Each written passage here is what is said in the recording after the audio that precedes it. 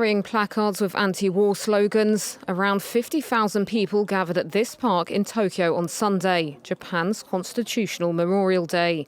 This year's public holiday, marking when Japan's pacifist constitution came into force after World War II, is especially important for protesters to voice their opposition to the government's calls for changes to the supreme law.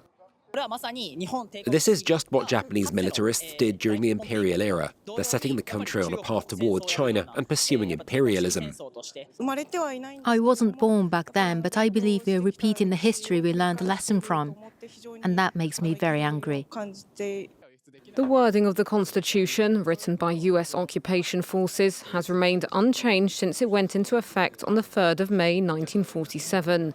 Prime Minister Takaichi wants to change that.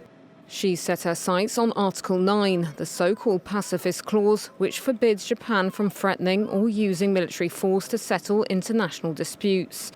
The Conservative leader and others in her Liberal Democratic Party say that the text should periodically be updated to reflect the demands of the times, amid growing security threats from North Korea and China.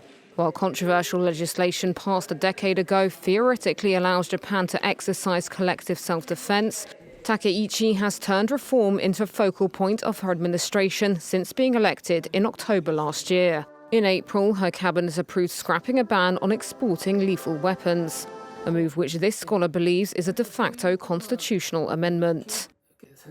The government has lifted a lethal weapons export ban, increased the share of defense spending in GDP, and is pushing for the establishment of a National Intelligence Committee. I believe the exclusively defense-oriented policy under Article 9 is being undermined. Any revisions to the Constitution would need a two-thirds majority in both houses of Japan's parliament or a majority in a national referendum. Recent polls show a public desire for having a national conversation, but no clear consensus on whether and what to revise.